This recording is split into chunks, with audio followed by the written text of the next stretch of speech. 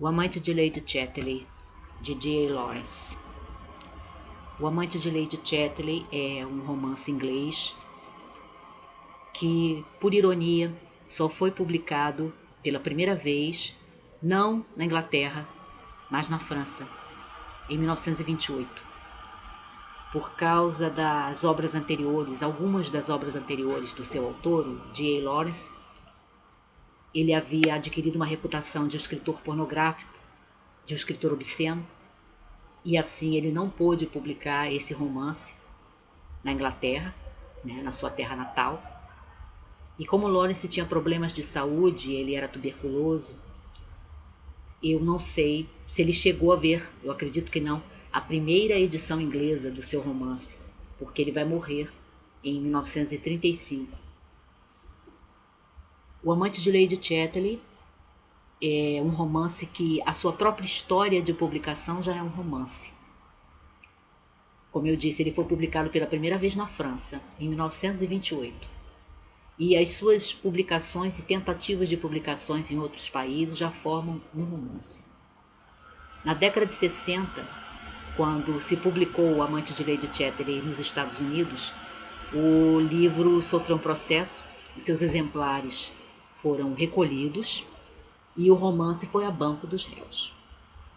O seu advogado, para defender o livro, ele apresentou uma defesa arguta.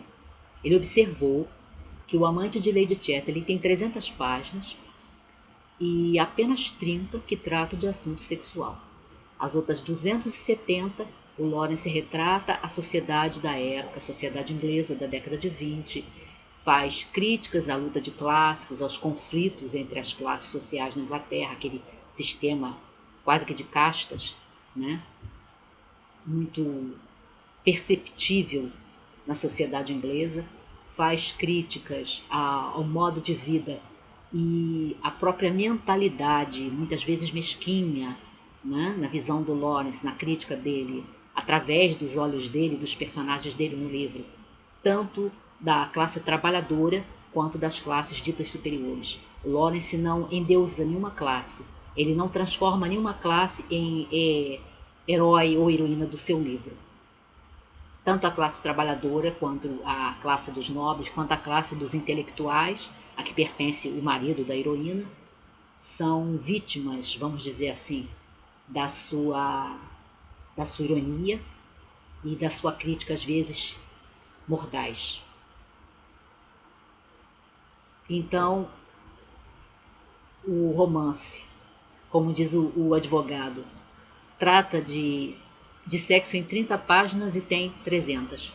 Qual é o homem que, em sã consciência, se ele tem intenções libidinosas, se ele tem intenções de vender e ganhar dinheiro com pornografia, vai se dar o trabalho de escrever apenas 30 num livro de 300 tratando de sexo?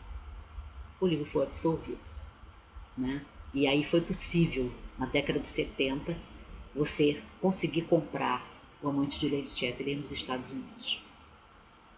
É um romance que trata de um caso de adultério, porque a heroína do livro, a Lady Constance Chatterley, recebe permissão do seu marido, que havia voltado da guerra e não podia mais ter relações com ela e muito menos ter filhos. Ela recebe permissão dele para se envolver com algum homem e ter um filho que eles criariam como, né, filho dele, o Clifford. E a Constance escolhe o guarda-caça da propriedade, Oliver Mellors, que é um homem da classe trabalhadora. O romance causou escândalo, né? Não só pelas descrições de sexo, como pela própria situação, né, aos olhos dos ingleses, uma coisa para muitos impensável.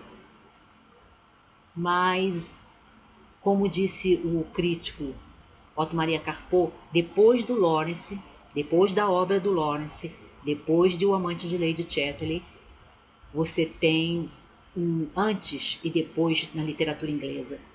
Depois do Lawrence, já é possível falar de sexo na literatura inglesa. Ele rompe com aquela tradição de evitar a sexualidade, né? Muitas vezes tornando até os personagens assexuados, que você vai encontrar frequentemente na literatura vitoriana, na literatura inglesa do século XIX. O Amante de Lady Chatterley, ele também traz uma grande beleza narrativa, descritiva do Lawrence.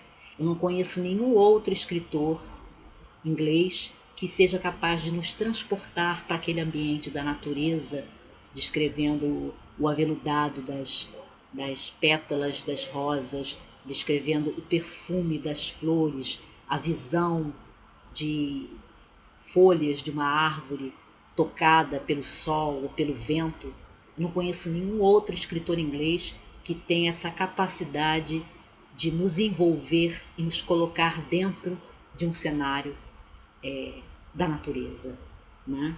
Árvores, bosques, florestas e aqueles cheiros e aquelas visões, né? E aquele colorido, né? Você lê um texto do Lawrence, uma parte descritiva qualquer de uma dessas coisas, dá vontade de ler em voz alta.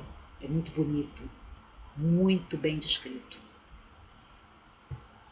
Para a maioria dos críticos, O Amante de Lady Chatterley não é a obra-prima do Lawrence. Eles consideram Mulheres Apaixonadas, de 1920, como a sua grande obra. Ou então o seu romance autobiográfico Filhos e Amantes, de 1915, como a sua obra-prima.